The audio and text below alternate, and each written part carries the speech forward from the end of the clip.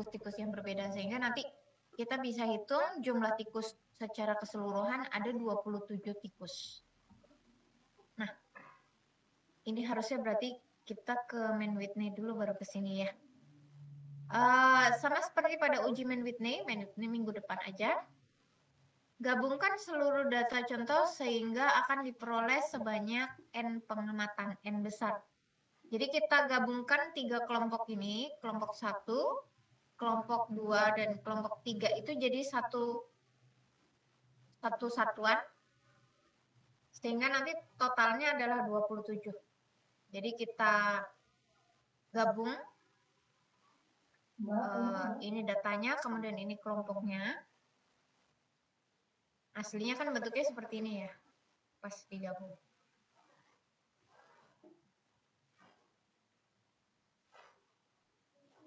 Kemudian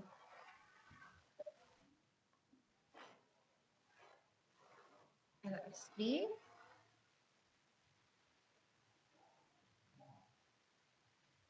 Jadi ini tikus ke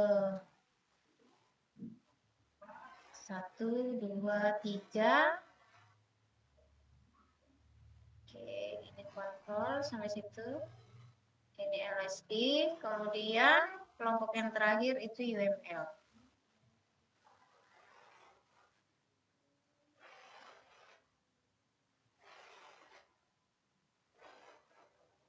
Ada berapa?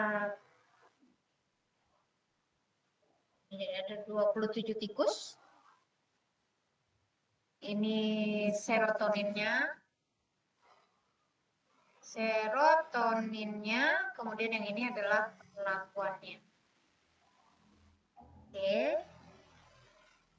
Nah, ini masih dipisah seperti ini. Maksudnya sudah digabung, tapi masih dipisah per kelompok.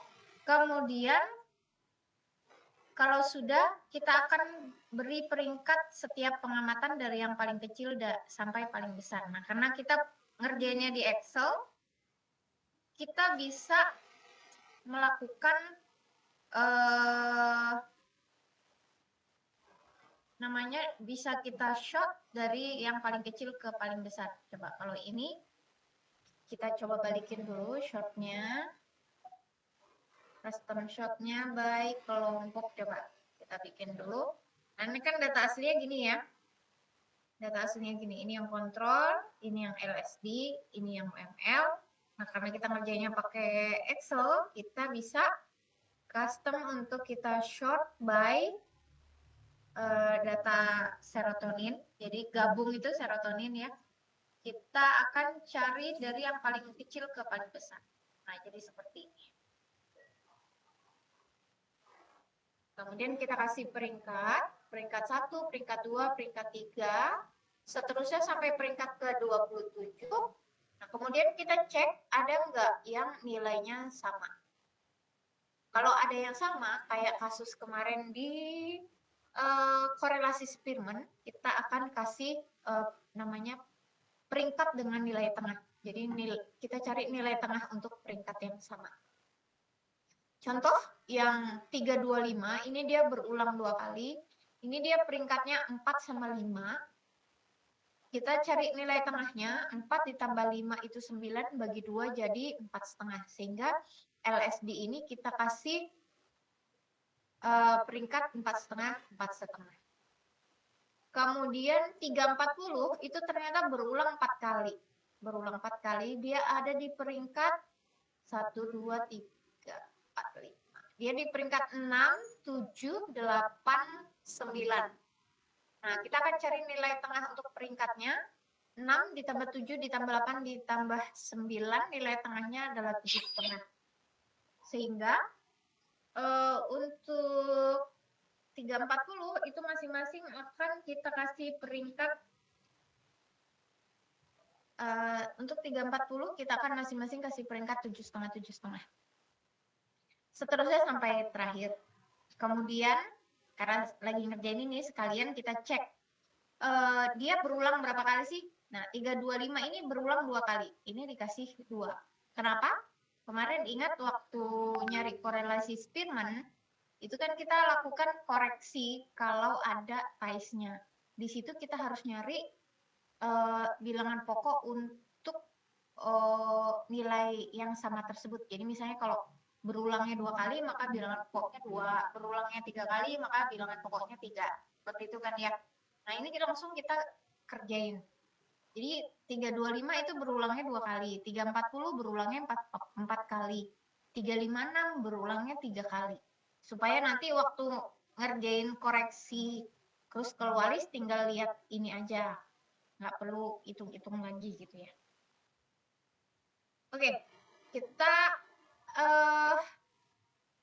langkah berikutnya sudah dikasih peringkat dari yang paling kecil ke paling besar tadi udah. Nah, kalau ada yang sama, kita kasih mid rank atau peringkat dengan nilai tengah tadi. Kemudian hitung jumlah peringkat di setiap contoh, nyatakan masing-masing sebagai RI. Jadi, habis digabungin, kita pisah lagi. Kita pisah lagi yang kontrol, yang LSD, sama yang UML, berikut peringkatnya. Jadi peringkatnya ambil dari yang peringkat gabungan tadi. Kemudian peringkat di masing-masing kelompok ini kita jumlahkan. Peringkat untuk kelompok 1 itu 203,5. Jumlah peringkat kelompok 2 80, jumlah peringkat kelompok 3 94,5. Nah, kemudian ini biar gampang saya hitung statistik kruskelwarisnya pakai yang di sini. Jadi pakai 12 dibagi N dikali N plus 1, sigma RI kuadrat dibagi NI dikurang 3N plus 1. Jadi saya cari dulu RI kuadrat dibagi R1 kuadrat dibagi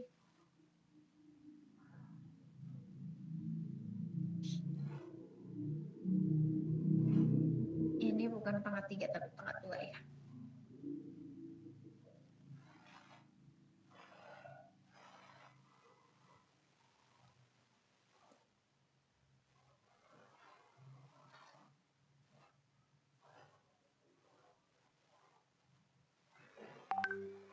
Oke. Kita cari RI kuadrat dibagi NI-nya dulu. Di sini RI kuadrat dibagi NI-nya 3764,75. Kemudian untuk yang kelompok kedua, RI kuadratnya adalah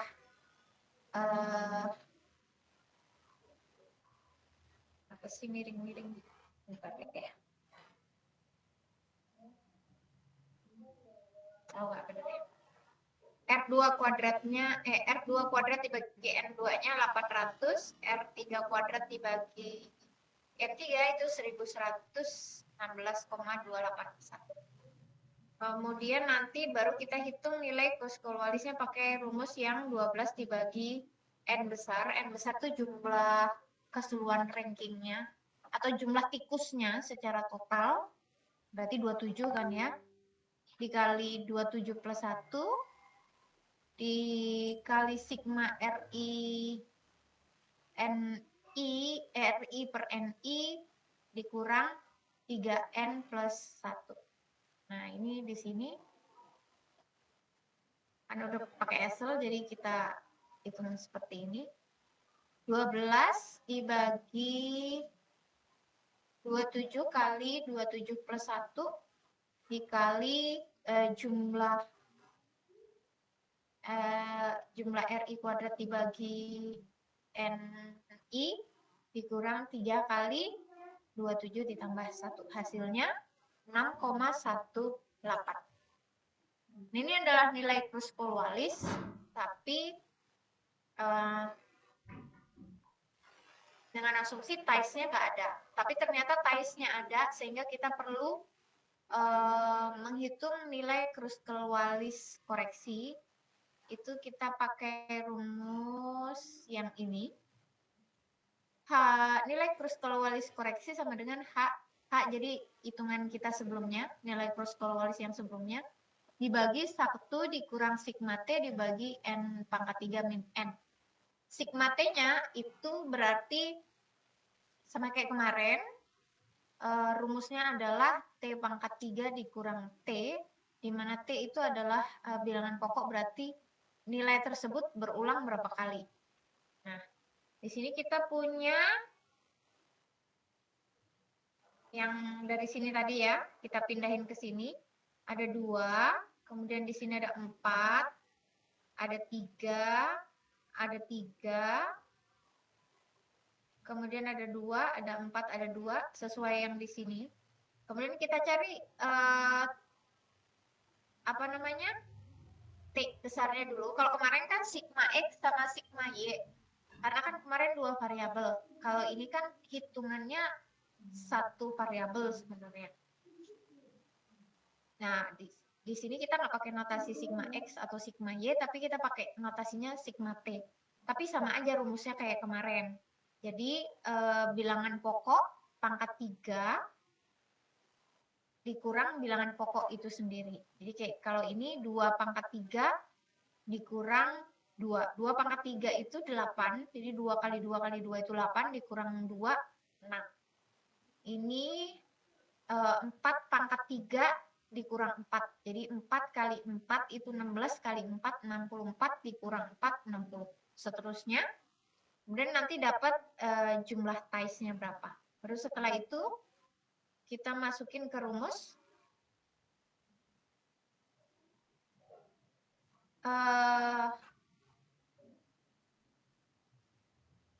Nilai cross keluaris dibagi 1 dikurang sigma T. Sigma T ngambil dari sini 186. Dibagi N pangkat 3. N pangkat 3 itu jumlah tikus total. Dipangkatin 3 dikurang jumlah tikus. Nah, hasilnya nilai cross keluaris hitungnya adalah 6,23. Jadi nilai koreksi itu nggak boleh jauh-jauh dari nilai awal. Nah, kemudian untuk kaidah pengambilan keputusannya, di sini kita dapat 6,23 ya, diingat. Untuk kaidah pengambilan keputusannya, kalau hanya melibatkan 3 contoh atau 3 perlakuan, dan setiap contoh terdiri dari 5 atau kurang pengamatan, gunakan tabel Kruskal-Wallis. Nah, kalau kita pakai tabel Kruskal-Wallis, kita akan tolak handle kalau nilai Kruskal-Wallis hitungnya lebih besar dari nilai Kruskal-Wallis tabel. Oke, sekarang kita lihat. Kita punya 3 perlakuan, ya cocok, kita punya 3 perlakuan. Kemudian setiap contoh terdiri dari 5 atau kurang. Ini nggak cocok, karena apa? Karena kelompok 1 aja kita punya 11 tikus, kelompok 2 punya 8 tikus, kelompok 3 punya 8 tikus. Sehingga opsi A untuk kaidah keputusan ini tidak bisa kita gunakan. Kita akan gunakan opsi B. Jadi karena opsi A nggak bisa digunakan, berarti kita nggak bisa pakai tabel Kruskal-Wallis, maka kita akan pakai tabel chi-square. Tolak H0 kalau nilai Kruskal-Wallis hitungnya lebih besar dari nilai chi-square tabel alpha K-1. Jadi alpha itu untuk kolomnya, K-1 untuk barisnya. Kita buka tabel appendix table. Masih nyimpen kan appendix table. Kemudian kita akan cari tabel Kruskal-Wallis. Tabel chi-square. Nah, ini kita dapat tabel chi-square. Kemudian untuk kolomnya kita gunakan selang kepercayaan 1 dikurang alfanya 0,05. Mas, itu sama dengan 0,95. Nah, ini kita pakai kolom 0,95. Kemudian barisnya kita gunakan K-1. K-1. 3 dikurang 1 berarti 2. 4. Nah, kita ambil baris yang ini. Nah, ketemu di angka berapa, Kak? Coba ada yang tahu ini? 5,99. Nah, ada komanya kelihatan nggak? Kelihatan 5,99. 5,99.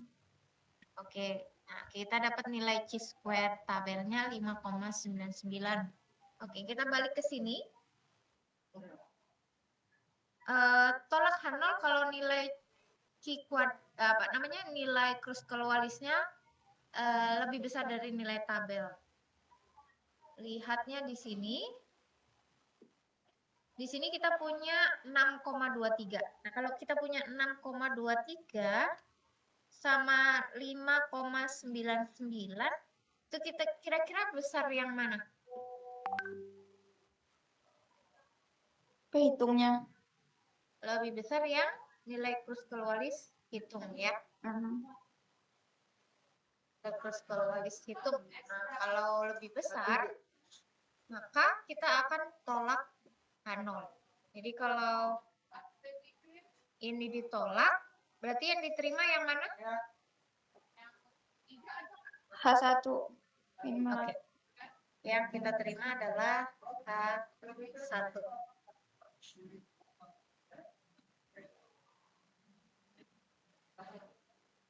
Sebentar.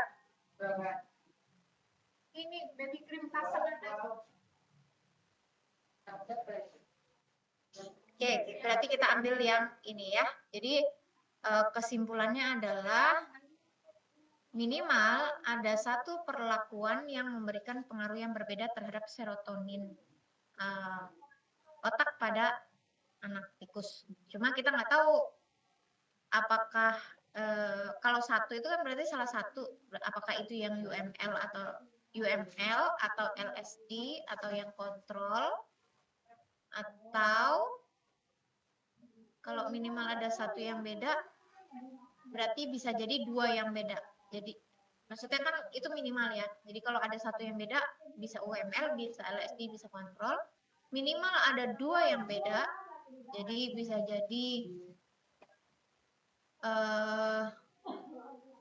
UML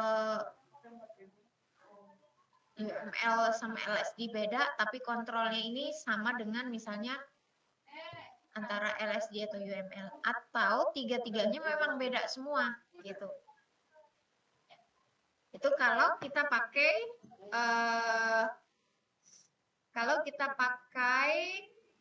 tabel Q-quadrat. Sekarang kalau kita pakainya kalau kita pakainya SPSS. Jadi ini SPSS kelihatan? Kelihatan, Bu. Oke. Seperti biasa kalau di SPSS kita punya data view sama variable view. Kita copy data yang gabungan yang ini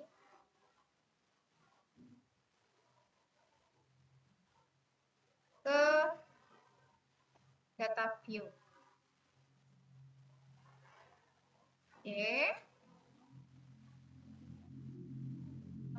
Kita copy. Nah, ini kita benerin. Ini serotonin. Ini perlakuannya.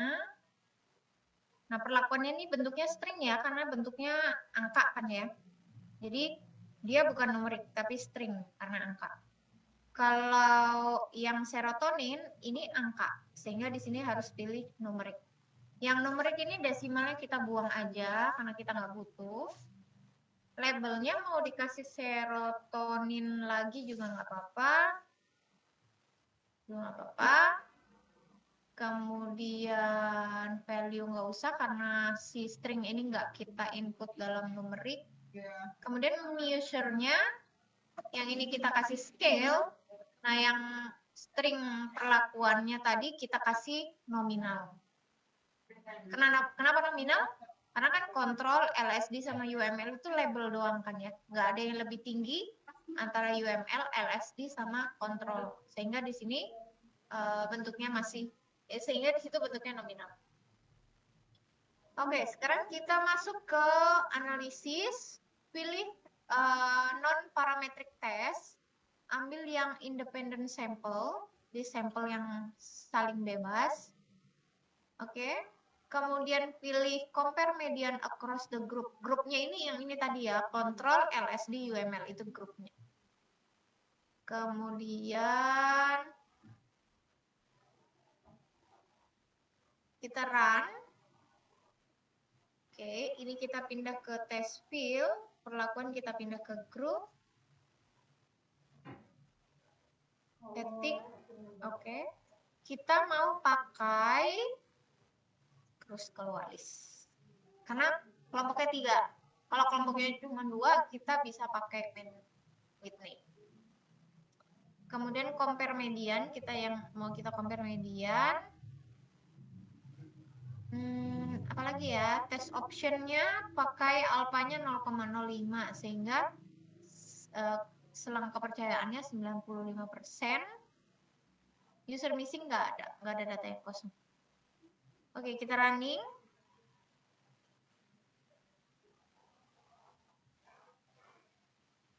Nah, ini keluar. Kelihatan outputnya?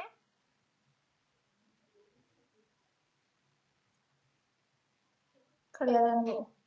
Kita lihat yang di bawah dulu. Nggak usah ke atas dulu, kita lihat yang di bawah. Jumlah sampelnya 27. Oke. Kemudian median secara umumnya 371. Tes statistik. Nah, ini hasil apa sih namanya? Kruskal-Wallis hitungnya kalau pakai SPSS itu dapat 6,014. Nggak terlalu jauh ya dari hitungan manual kita 6,23 ya, karena pasti ada pengaruh pembulatan koma-koma dalam perhitungan.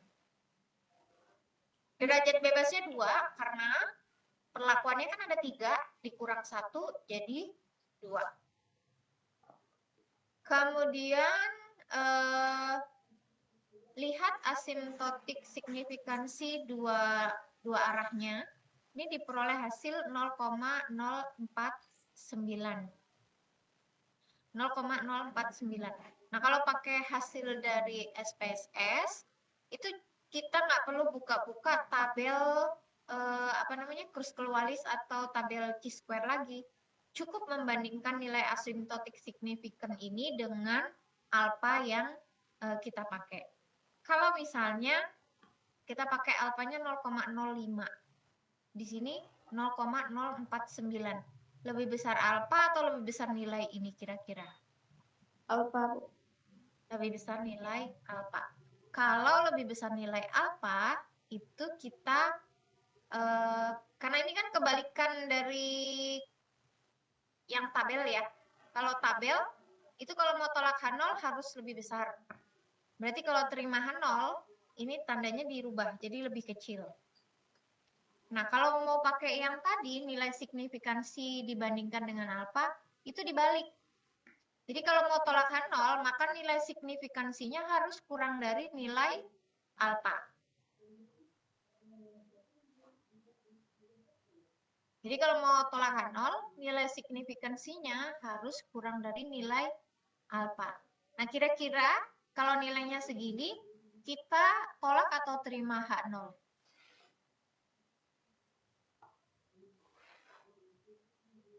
Saya ulang. Tolak H0 kalau nilai signifikansinya lebih besar. Tolak H0 kalau nilai signifikansinya lebih kecil dari alfa. Terima H0 kalau nilai signifikansinya lebih dari alfa. Kalau kita pakainya alfa 0,05, kira-kira tolak atau terima H0? Ada yang bisa jawab? Kalau alfanya 0,05. Tolak ya, Bu. Coba, ini kita copy ke Word ya, biar bisa dicoret-coret.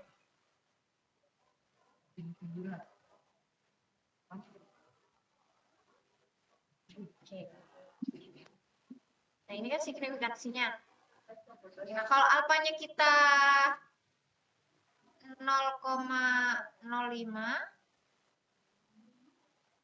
Ini lebih besar atau lebih kecil? Lebih besar. Alfa. 0,9. Ini kan 0 di sini, Kak. Lebih besar atau lebih kecil? Lebih besar alfa, Bu. Lebih kecil. Lebih besar alfa. Berarti ininya lebih kecil gini kan? Kalau Ya. lebih kecil, itu kita keputusannya adalah tolak H0 H0. terima H1. Nah, sekarang kalau alfanya 0,10, lebih kecil apa lebih besar? Lebih besar. Oh, lebih alfanya yang lebih besar ya. Berarti Iya. frekuensinya lebih kecil. Berarti Ya. keputusannya apa? Tolak H0.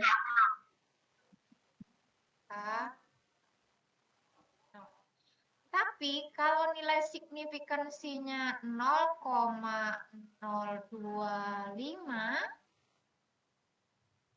nah kira-kira ini lebih kecil apa lebih besar? Lebih kecil alfa, Bu. Lebih kecil alfa, berarti nilai signifikansinya lebih besar ya? Iya. Kalau lebih besar berarti apakah? H0-nya diterima. Oke, terima.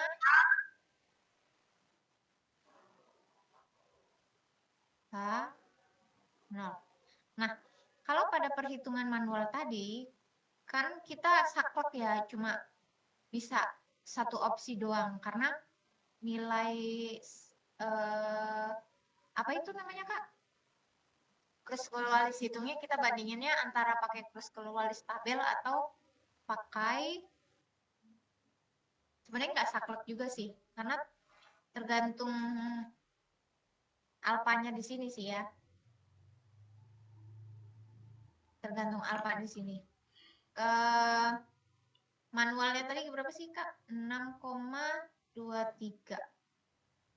Oke, kalau kita nilainya 6,23. Sama aja ya. Kalau misalnya kita pakai alfanya, ini kan alfanya 0,05 ya. Sehingga 5,99 itu masih lebih kecil dari 5, lebih kecil dari nilai tabel, sehingga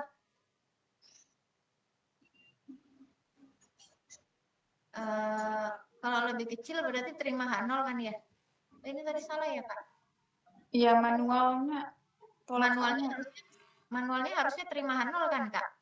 Kan ini kita nilainya 6,23,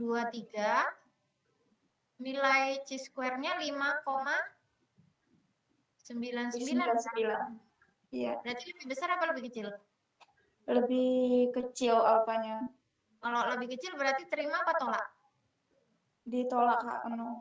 Kalau lebih kecil ini terima, Kak. Kebalik. Tapi bukannya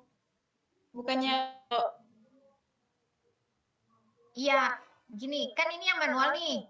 Tolak H0 kalau nilai krus-keluarisnya lebih besar dari nilai C-square tabel.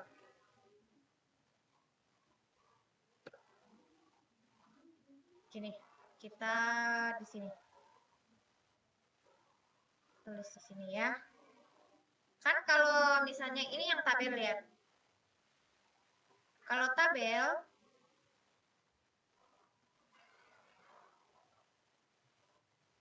berapa hitung manual kita?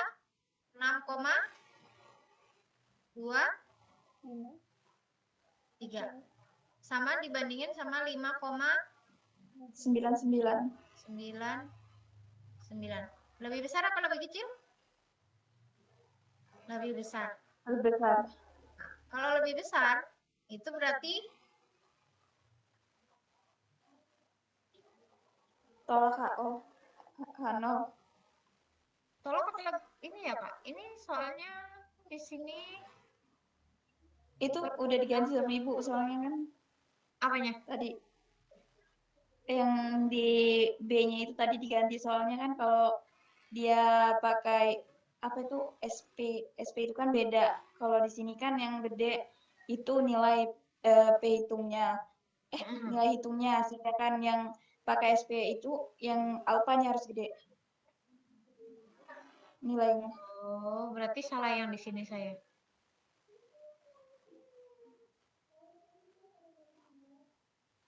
Sudah deh. Apaan mana? Klik banget.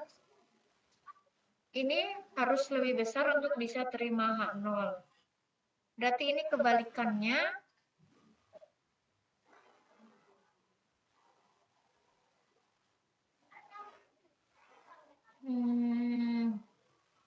Ini harus kebalikannya. 0,05.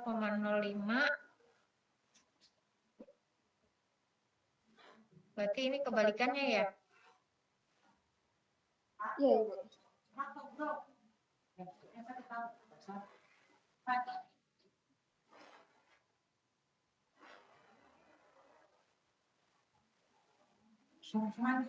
Ini berarti terima. Berarti kalau dia alfanya 0,12 dia terima juga.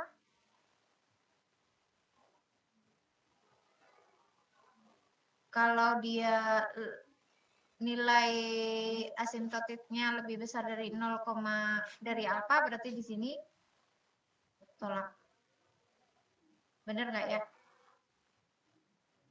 Coba kita lihat di SPSS di sampelnya dulu ya Kak. Saya juga salah. Help-nya mana? Help.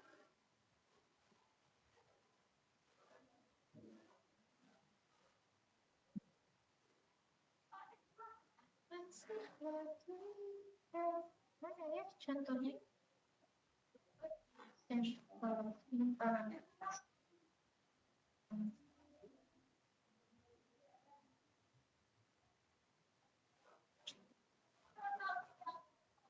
Biasanya ada contohnya.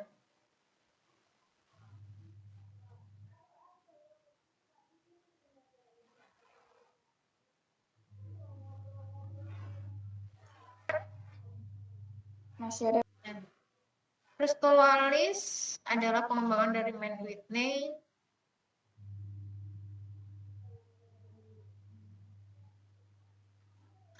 Sebentar. Kita bandingkan. Tidak ada itunya.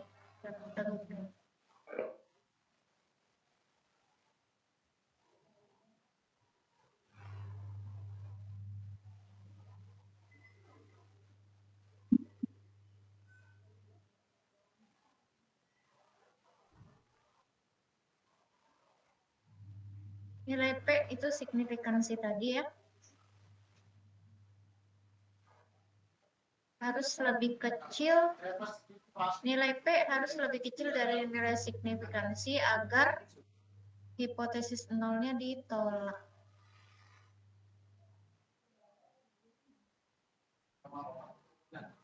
(0,012) kurang dari 0,05, maka ada perbedaan. Oh, berarti kalau yang ini nggak kebalik berarti ya tetap sama berarti ya Kak. Sama kayak nilai tabelnya berarti. Iya, Bu. Maksudnya itu keputusan yang tadi, tapi padahal benar itu tadi. Iya, Kak. Jadi pada saat alfanya 0,05 keputusannya adalah tetap sama Kak kayak yang di bawah, tolak H0. Nah, kan ini yang ini relate sama yang ini kan 5,99 karena alfanya 0,05. Coba kalau misalnya di tabel kita pakai 0,025 maka kita ketemunya berarti bukan yang ini, kita pakai yang ini. Nah, kita ketemu berapa ini Kak? Nilai C-square tabelnya berapa? 7,38. Oke. Nah, kalau di sini kita pakai 7,38, Maka di sini 6,23-nya berapa, Kak? Lebih besar apa lebih kecil, Kak? Lebih kecil. Itu 60. Nah, karena lebih kecil, berarti kebalikannya dari ini. Sorry. Ininya yang salah ya? Ya itu Iya, yang bawah yang salah ya? nol. Iya, kayak yang liar ya? Jam segini sih ya? Tolak nol kalau nilai hitungnya lebih besar nilai tabel ya? Berarti yang atas sudah benar ya, Kak? Iya, udah benar. Ini harusnya tolak ya? Maaf ya. Iya, sekarang tolak sama-sama tolaknya. Udah ngeheng saya. Nah, karena ini lebih kecil, berarti pada alfa ini, iya, 7,38 kan alfanya 0,25 kan? Ini dia posisinya terima H0. Sama kan sama yang di atas? Yang pada saat 0,025 nilai signifikansinya kan lebih besar dari nilai 0,025. Jadi di sini sama-sama terima. Kebayang nggak ini kalau kita bikin perbandingan kayak gini? Udah. Ya. Sekarang kalau kita pakai nilai alfanya 0,1. Nah, kalau pakai alfanya 0,1 kan berarti nilai signifikansinya lebih kecil daripada 0,1. Berarti di sini tolak lagi kan ya, Kak? Iya, tolak lagi. Nah, sekarang kita bandingin sama yang tabel. Kalau tabel itu, kalau 0,1 berarti kolomnya geser kan? Kolomnya geser ke sini. Dapat nilainya berapa, Kak? 4,61. 4,61. Jadi kalau misalnya di sini kita dapatnya 4,61, 6,23 bandingin 4,1, berarti lebih besar ya? Iya, lebih besar. Lebih besar. Berarti ini di sini juga tolak. Oke. Berarti ini sama ya? Ini sama-sama yang ini. Ini sama-sama yang ini. Ini sama-sama yang ini. Ya. Berarti benar ya, arahnya kebalik ya? Iya, Ibu. Nah, kebayang nih? Nah, Udah, nanti Ibu. ya. Kalau tugas atau ujian, otomatis kita pakai yang ini ya. Yang perhitungan manual. Tapi kalau di skripsi nanti, kita pakainya yang ini. Nggak mungkin kita hitung manual. Karena datanya kan nggak mungkin cuma 27. Kalau misalnya skripsi kan nanti misalnya survei gitu ya. Pasti nanti dosennya ngarahinnya berapa jumlah sampelnya gitu. Biasanya kalau orang umum itu pakai pegangannya itu adalah dalil limit pusat. Dalil limit pusat itu biasanya N-nya diterima kalau minimal 30 gitu biasanya gitu. Minimal 30. Jadi pasti di atas 30 tuh ngambil sampelnya. Kalau hitung manual kan wassalam tuh. Hitung manual kan wassalam. Sehingga biasanya kalau di skripsi itu kita pakainya yang ini, yang apa sih namanya ini?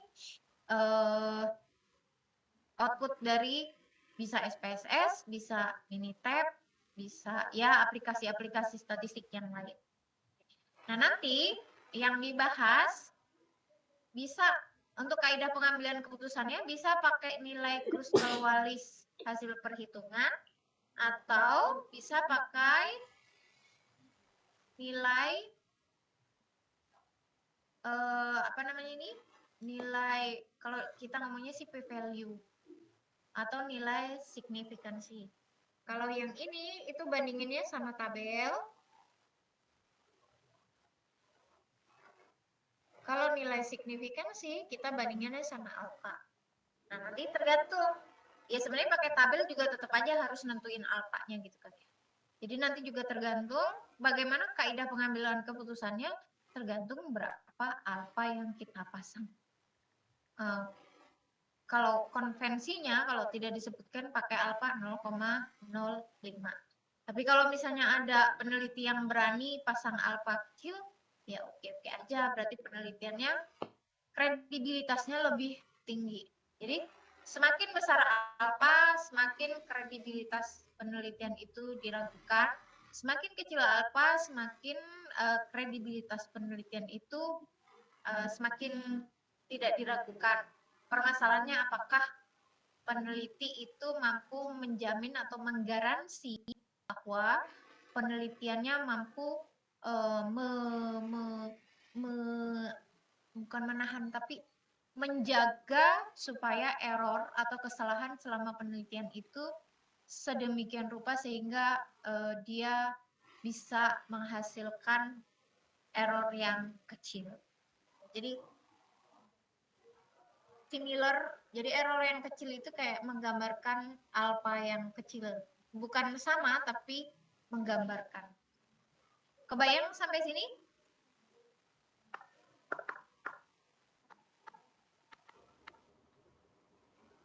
Kebayang? Ya, baca-baca dulu ya.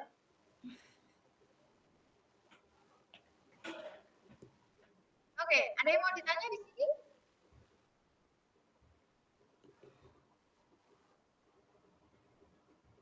Kalau nggak ada, oh habis itu dia. Cukup sekian.